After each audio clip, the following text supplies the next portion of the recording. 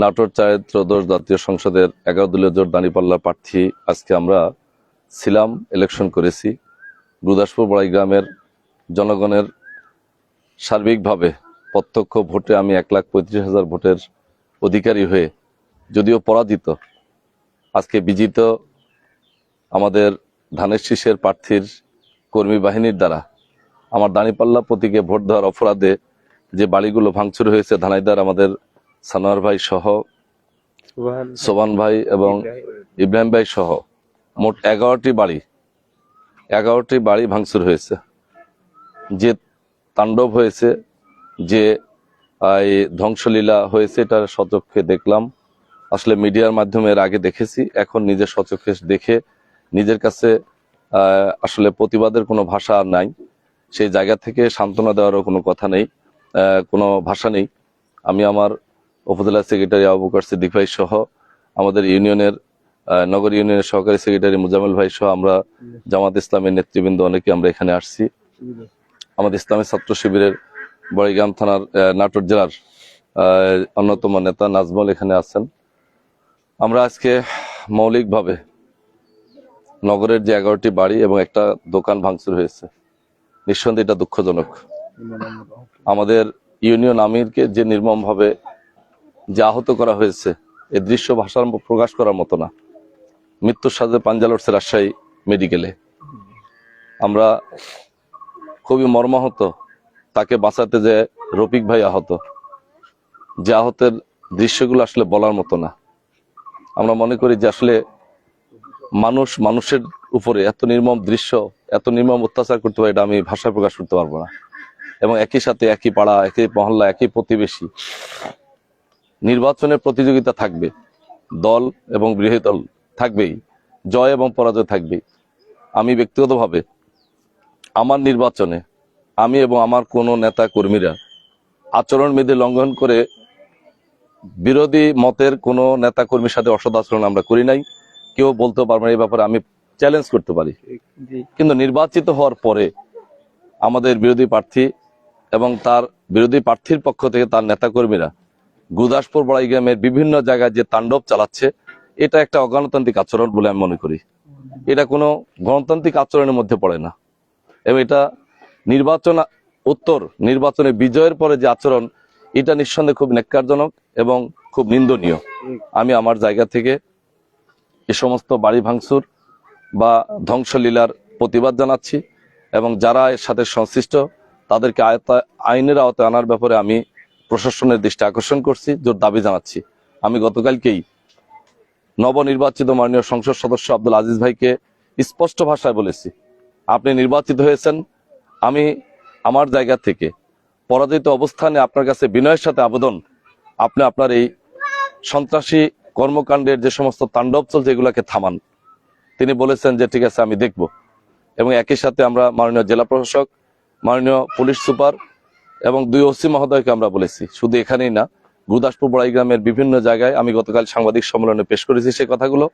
আজকেও আমি স্বচক্ষে দেখে নিজের কাছে আসলে নিজেকে ধরে রাখার মতো কোনো অবস্থান নেই। তবে আমাদের সাংগঠনিক সিদ্ধান্ত, সেন্ট্রাল ইতিমধ্যেই ইসলামী ছাত্র শিবির এবং জামাত ইসলামীর কেন্দ্র থেকে যে নির্দেশনা, যে বাড়িগুলোতে ধ্বংসযোগ্য হয়েছে প্রত্যেকটি বাড়ি মেরামতের টোটাল দায়িত্ব আমরা নিয়ে নিলাম। আমাদের সংগঠনের পক্ষ থেকে এই 11টি বাড়ির এবং দোকানের 100% ক্ষয়ক্ষতি পূরণ করে দিতে না পারলেও আমরা অবকাঠামোগত সংস্কার, বিশেষ করে ঘর নির্মাণের যে কাজগুলো, এগুলো সুন্দর সুচারুরূপে আমরা আমাদের টোটাল সাংগঠনিক দায়িত্বে সম্পূর্ণ করে দেব ইনশাল্লাহ। সেই জায়গা থেকে নিঃসন্দেহে আমরা আমাদের যাদের ক্ষতিগ্রস্ত হলেন শুধু দাঁড়িপাল্লা ভোট দেওয়ার জন্য, শুধু আমার পক্ষে কাজ করার জন্য, জামাত ইসলামের পক্ষে স্লোগান দেওয়ার জন্য, 11 দলীয় জোটের পক্ষে কাজ করার জন্য যে আজকে আপনাদের উপরে ধ্বংসযজ্ঞ চলেছে, আমরা হয়তো পরিপূর্ণভাবে সেটা পূরণ করে দিতে পারবো না। তবে আমরা আপনাদের সমবেদনায় কষ্টের সাথে একটু সংযুক্ত হয়ে একটু পাশে দাঁড়ালাম। আমাদের সংগঠনের পক্ষ থেকে বাংলাদেশ জামায়াত ইসলামের আমির মানবতার ফেরিওয়ালা ডাক্তার শফিকুর রহমান সাহেবের নির্দেশনায় আমরা এখানে আসছি। জেলা আমির ডক্টর মীর নুরুল ইসলাম ভাইয়ের নির্দেশনায় আমরা এখানে আসছি। আমাদের জেলা এবং কেন্দ্রের সিদ্ধান্ত, প্রত্যেকটি বাড়ির অবকাঠামোগত সংস্কার সংগঠনের পক্ষ থেকে পরিপূর্ণভাবে দায়িত্ব নিয়ে এটা কমপ্লিট করে দেওয়া হবে ইনশাল্লাহ। সেই জায়গা থেকে আমরা আপনাদের পাশে আছি, আমরা পাশে থাকব এবং আমরা আপনাদেরকে একটু ধৈর্য ধারণ করার জন্য আহ্বান করব। আইন হাতে তুলে নেবেন না। যা অনাকাঙ্ক্ষিত ঘটনা ঘটে গেছে আমরা এর পুনরাবৃত্তি চাই না। আমরা চাই শান্তি, আমরা চাই নিয়মতান্ত্রিক ভাবে প্রত্যেকের অবস্থান থেকে অত্যন্ত শান্তিপূর্ণ বসবাস সহ অবস্থানে থাকবেন।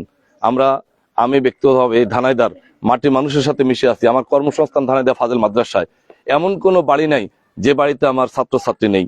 সেই জায়গা থেকে আমি একজন শিক্ষক হয়ে ছাত্রছাত্রী অভিভাবকদের কাছে বিনয়ের সাথে আবেদন একটাই, দয়া করে আমি ইলেকশন করেছি, আমার জন্য যে ক্ষয়ক্ষতি হয়ে গেল আমি আপনাদের সাথে সমবেদনা জানিয়ে আগামী দিনে আর কোনো ক্ষয়ক্ষতি হোক এটা আমি চাই না। আমি সকলের কাছে আমি আমার মনে করি যে যারা আমার পক্ষে কাজ করছেন তারাও আমার হৃদয়ের, আর যারা বিরোধী পক্ষে ছিলেন তারাও আমার অধিকাংশ ছাত্রছাত্রী বা ছাত্রছাত্রীর অভিভাবক। সবার কাছে আমার বিনয়ের সাথে একটাই আরজ, একটাই আবেদন, আমি ধানাইদাতে শান্তি দেখতে চাই। আমি গুদাসপুর বড়াই গ্রামে শান্তিময় একটা জনপদ দেখতে চাই।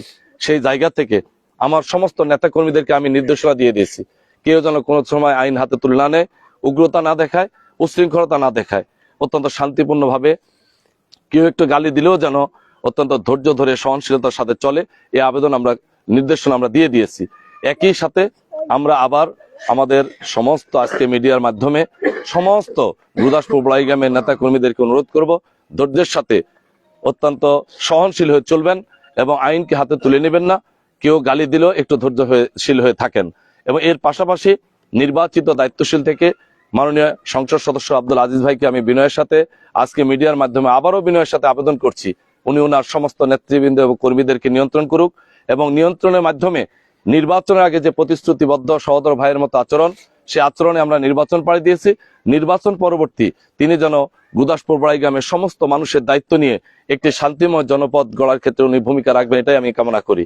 সেই জায়গা থেকে আমি প্রশাসনের দৃষ্টি আকর্ষণ করছি আরো সক্রিয় ভূমিকা রাখার ক্ষেত্রে এবং নিয়মতান্ত্রিকভাবে উভয় পক্ষই এই ধানাইদাতে শান্তিপূর্ণ একটা পরিবেশে বসবাস করবে, এটাই কামনা করে সবার সুস্বাস্থ্য এবং দীর্ঘায়ু কামনা করে আজকে ধ্বংসযোগ্য যে বাড়িগুলো দেখলাম তাদের পাশে আবারও দাঁড়ালাম, থাকবো, আছি এবং আপনাদের নিয়মতান্ত্রিক ভাবে সমস্ত ক্ষয়ক্ষতি পূরণ করতে না পারলেও যতটুকু পারি আপনাদের পাশে থাকবো ইনশাল্লাহ। সবাইকে ধন্যবাদ। আসসালামু আলাইকুম রহমতুল্লাহ।